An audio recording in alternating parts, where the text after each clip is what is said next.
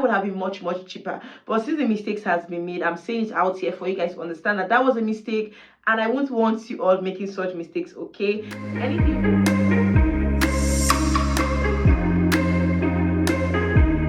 Hey lovelies, welcome and welcome back to my YouTube channel. It's your girl Rapture the YouTuber. I'm always super excited anytime I come to your screen, and on today's video I'm going to be telling you things you should know before traveling alone for the first time. So this is like aircraft edition, so in case you intend of flying and you don't know how to go about it, like you are going alone, you're confused, maybe you haven't tried it before, you have not traveled before, then this video is for you. But in case you have traveled before and you're kind of still confused because you need proper guidance, you need proper counseling, then this video is for you. But before we go into the details of today's video, please don't forget to like this video, don't forget to comment, to ask your questions, and subscribe in case you're yet to. So guys, I have most of the things I want to say listed out. I'm just going to be listing it properly for us to not get lost and get carried away with the stories I'm going to be adding alongside with the list. Okay, so the first thing I'm going to be talking about is your identification card.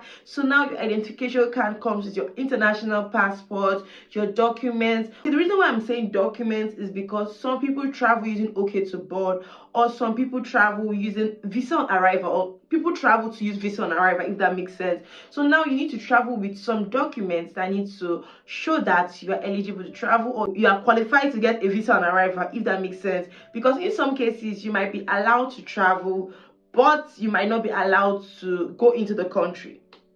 Do you get it? Like, you might be allowed to fly, but you might not be allowed to enter into the country. So make sure all your documents are intact. Your international passport is recent. If it's not recent, make sure you have like 6 months remaining. I think that's the rule. And if you need other documents for your traveling to be successful, or for you to enter into the country, please try to get all your documents. So the second one we're going to be talking about is check what time your boarding starts. Bear it in mind that your boarding time is actually different from your departure time, and I think in your flight ticket what you see is the departure time, so you can actually clarify when is going to be your boarding time. In most cases, the airline tends to board its passengers 30 minutes before the flight. Please, I will also advise you to try to give yourself an extra 10 minutes. Maybe try to be there 40 minutes before the time to avoid stories that touches the heart. The third one we're going to be talking about is come to the airport early. If you're an African like me, you know we're really kind of very bad with time and all that. But when it comes to flying, especially if this is your first time traveling, because I feel like no matter the level of information you get on YouTube, on Google, you'll still be confused like a little bit. But I know this information will kind of help you, but try to go early. Come early, go early. Anyone that makes sense, come early, go early, be there early, so that you don't have an issue, so that in case you even have a problem, you can get it sorted out before your boarding time. So in case, like I said, boarding time is 30 minutes before your departure, right? It doesn't matter, try to be there an hour plus before that time, so that you can check in, you can do whatever you're doing and clarify anything you need to clarify. And in some cases you will need to do some tests, and in case you don't have that test done, you just do it and you will not have extra problems. Let me tell you something, because when I was traveling to this country, I used what we call the OK to board. It's more like visa on arrival here. And for this visa on arrival, I needed to come with some documents, and because I paid people, that's the immigration officers, to guide me at the airport, my problems were like lesser and it was much easier. So now what was the job of these people? The job of these people was like check my documents. They serve like the VPA for the US citizens. I don't know if I got that right, but I'm trying to write it down. Like they sound like they act like this. Is it VPA for the US? I mean, PTAP, something like that. I'm trying to write it down. They just checked my documents and they made sure that everything was okay. My credentials was intact. I remember I didn't bring one document. I had this document, but when I was like trying to check my documents at home, I think I removed it for reasons I do not understand. I removed it because I felt like I already had it. I don't know. So the man noticed that, oh, this document is not here and it's going to be a problem for you, because mind you, you are doing visa on arrival here, so you need this document. So I quickly sent the document to his phone, and he went to like a printing center, the cyber cafe, to print it out for me, and I had this document.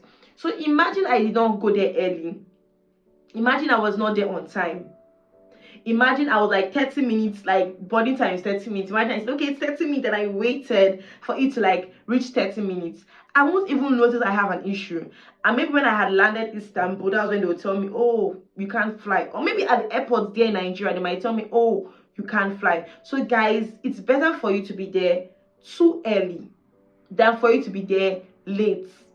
Or it's better for you to be there too early and you see yourself waiting than for you to be there and you are not there. So guys, please try as much as you can to come very early. I think I've overemphasized on coming early because most of the things I'm going to be listing down is tied to earliness. Okay, the fourth one is follow the signs and ask questions. There is no harm in asking questions. So in case you're wondering what signs, we have the signs of probably of checking in, weighing your luggage.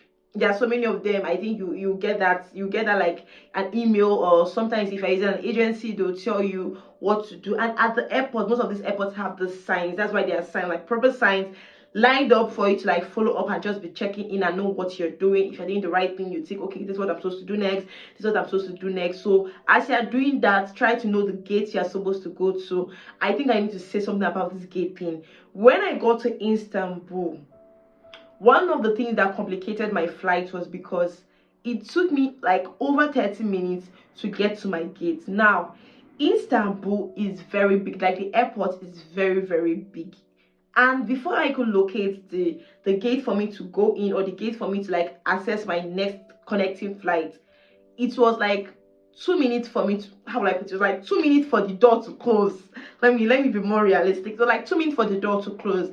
And getting there, they checked my documents, and there was another issue, which was I wasn't with my returning ticket. I'm kind of diverting to the next point, but let me just still say it. I wasn't with my return ticket, so now she didn't let me fly. So I want to say something. If I left other things, and if I just left taking pictures, let me be sincere, left vlogging, let me be sincere, left looking at how beautiful the airport was, and just tried to look for my gate, I wouldn't have a problem. I would have, maybe when she noticed that I wasn't with my return ticket, I would have found a way, probably walked down to Turkish Airlines that was just like 3 centimeters from where I was, and just sort it out and get it, because I had already paid for it. So guys, please, once you land, especially people who are using connecting flights, try to know your next spot, try to know your next gate where you enter for your connecting flight, because there are so many gates, and most of these places have like codes. You could see something like DKGC, DKCG1. DKCG1 is different from DKCGI, so just pay attention to those little things and try to be there on time. The fifth one is do not exceed the weight limit. So now some of us, people like me, the African in me, always want to carry so many things that are not necessary. When I was traveling, I came with so many things, and I paid extra luggage. If I had like removed the unnecessary things, probably I wouldn't have to pay like that much. Like I paid so much. So guys, as you're also packaging your stuff, try to weigh them. Did I weigh my stuff while I was preparing to travel? Yes, I did. I weighed it, and I also weighed the extra luggage because I knew I had an extra luggage. So it's better I was aware I was going to pay for extra luggage, but what I didn't know was that what I'm going to be paying for will cost that much. So guys, please try to just remove unnecessary things, because sometimes when I realized that I spent money paying for that extra luggage, I would have just shipped those things, like arrange the things that I don't need, like emergency, like things that are really not needed immediately in my life. I would have just packaged them and shipped it. To me, that would have been much cheaper. But since the mistakes has been made, I'm saying it out here for you guys to understand that that was a mistake, and I won't want you all making such mistakes. Okay, anything you feel is not necessary, remove it. Just try to weigh your stuffs. There's not like overweighing. Try to weigh your stuffs. It shouldn't be more than 50 pounds. I think that's like 23 kg. Yeah, it shouldn't be more than 50 pounds. And for your carry-on bags also have its own limits. Your carry-on bags is 30 pounds. So please try as much as you can to read your airline rules online, because I might not be so accurate, but this is the best of my knowledge I am giving to you. So your carry-on bag should be like 30 pounds, yeah, And I remember I weighed my laptop because I wanted my laptop to be on my carry-on bag. Like, the airlines also advise you that most of your valuables should be on your carry-on bag, like your documents, your camera, for people who vlog, your laptop, your iPad, and all these things should be in your carry-on bag. So when I weighed my laptop, I realized that my laptop took like half of what I needed already. So guys, try to weigh your stuff so that you will not exceed the limits. Number 6 one is know the carry-on rules. It's like a different number because I would have added it to the number 5th one, but yeah, it's a whole lot of points on its own. The number 6 one is very, very important. Guys, please pay attention. Now, I talk about the carry-on, like the things you can take into the plane, the things you are not, the things you're going to check in with. That's your carry-on here. So now, this your carry-on, they also have their rules. There's some things you can't carry. For instance, let me say pepper spray. I traveled with this pepper spray, but I didn't have it on my carry-on bag. I had it like my main luggage.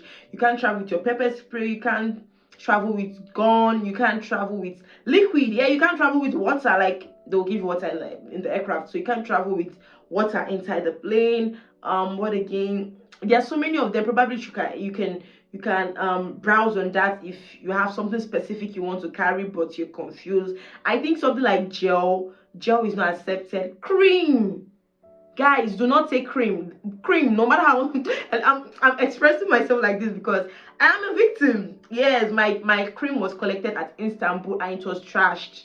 Reason because my cream was like the last thing I bought and I couldn't put it like in my main luggage, so I was like, oh, no time, put it in my school bag, papa, and I was traveling. But now the cream got to Istanbul. I passed Nnamdi Azikiwe International Airport, Nigeria. They did not stop me. I thought this lady was doing me a favor. And when I got to Istanbul, it was trash. I felt like maybe she was like, okay, I won't do the trashing myself. The right people will trash it for you. So when I got to Istanbul, the woman just gently brought it out and poured it. I knew how much that cream cost me. It still haunts me today, but it's fine. That's why I'm doing this video. So that you won't make such mistakes. Please, your cream, your gel, it shouldn't be on your carry-on. Just try and know the general carry-on rules. Even juice. Maybe you want to carry some snacks, you can carry dry snacks, but anything liquid is prohibited. Number 7 is make a difference. Now, do not laugh. Don't say what is make a difference. I really don't know what to tag this number 7. So I just had to say make a difference. So for number 7, it's about your uniqueness. When you buy your luggage, in case you have not gotten your box yet or you already have a box, now please try to get a unique luggage. Why black? Why what's common color is that I think oxblood is a new norm because people think that, okay, since black is normal, let me get maroon so that it can be unique. But now everybody's having a maroon box. I came with a maroon box. Like, why am I preaching against the things I did or the crime I committed? Okay, but let's just say it. I came with a black box, I came with a maroon box, and I came with a navy blue box. I did not have any issues. My box were not missing, and that is why it came to me safely. But what of in cases whereby your box gets missing? What of in cases whereby you find out you take someone else's box, not yours?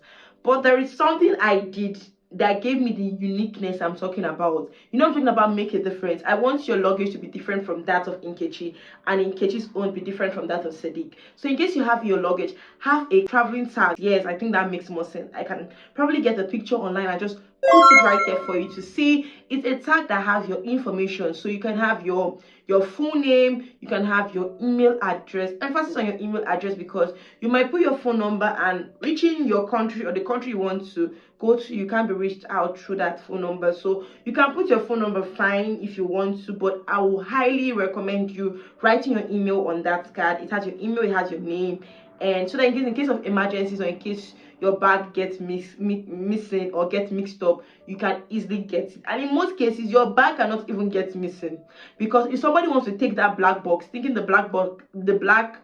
sorry, I'm Nigerian, I'm saying box. If somebody wants to take the black luggage, thinking that the black luggage is theirs, they realize there's a pink tag on it or there's a yellow tag on it, and they just, oh, this is not mine, and they can quickly keep it. Seeing your name, seeing your email, they know, oh, this is not theirs.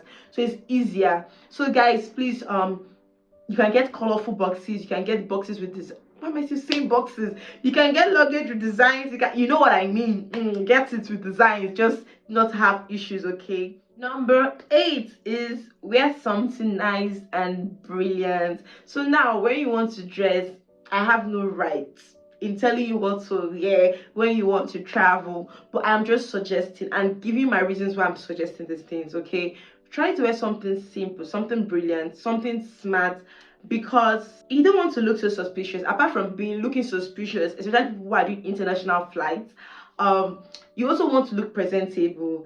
Another thing about dressing is there's some people that their fashion style is jewelry, like they have so many rings on them, real gold, real so many stuffs, exactly, like so many chains on them. So you can try to just limit that just for your traveling, because there's some screening you go through and you have to remove your jewelries here. So now removing your jewelry, I know it's gonna be stressful removing 1, 2, 3, 4, 5, 6, 7. So guys, just try as much as you can to like reduce the jewelries on you so that it can be easier for you to be searched or scanned. And they won't be telling you, oh, what's that, plastic, iron, plastic, or stuff like that. So just make this easier for yourself and dress nicely. The ninth one is Google Translate. Google Translate. Why am I talking about Google Translate? This ninth one is basically for people who are traveling to countries whereby you don't speak English, or you're going to a country whereby you have a connecting flight and you're going to pass through a country that do not speak English. Okay, you can try to get the offline Google Translate, or you can get some apps installed so that in case you need to like ask people questions and they tell you, for instance, if you're going to a Turkish country and they tell you yok, or you're trying to ask somebody's question and you're connecting flight, you're passing through a Spanish speaking country and they're telling you hablas español, you know what they're talking about, like, do you understand Spanish? Because it's only Spanish you understand. So guys, try to get Google Translate so they can easily translate whatever you want to ask someone, and it's like easier for you to like tell them this is what is going on, because there is no time. Let's help ourselves. Okay, the 10th one is data connection.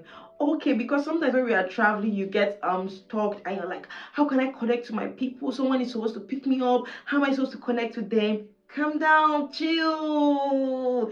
Do you know that some of these flights have free Wi-Fi? Yes, some of them will give you free Wi-Fi for an hour, some for 40 minutes, some for 50 minutes, depending. So feel free to ask questions, feel free to read the signs and try to connect to the Wi-Fi so that you can reach out to whoever is picking you up, or to the taxi, or to your people back home and telling them, oh, you're having a beautiful trip and all that. So don't be confused. Every aircraft has their own Wi-Fi connection. The thing is you accessing it. I think in Istanbul you have to like slide through your international, that's like a mission, you just have to use your international passport to like slide through it, and what next? I think you get a code and you connect, and you can only do that once. So once you exceed your 1 hour, you need to like buy data, and I think that was actually very expensive, but the 1 hour I had was enough for my whole waiting period. So guys, in case you're going to be traveling anytime soon, or you're planning on traveling and you're gathering information for your journey, I wish you the best. I wish you success. I wish you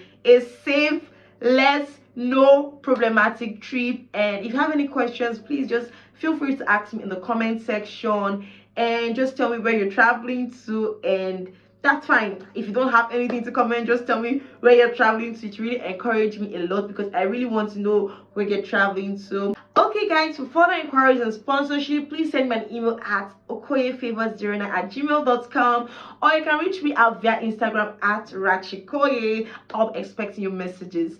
Bye guys.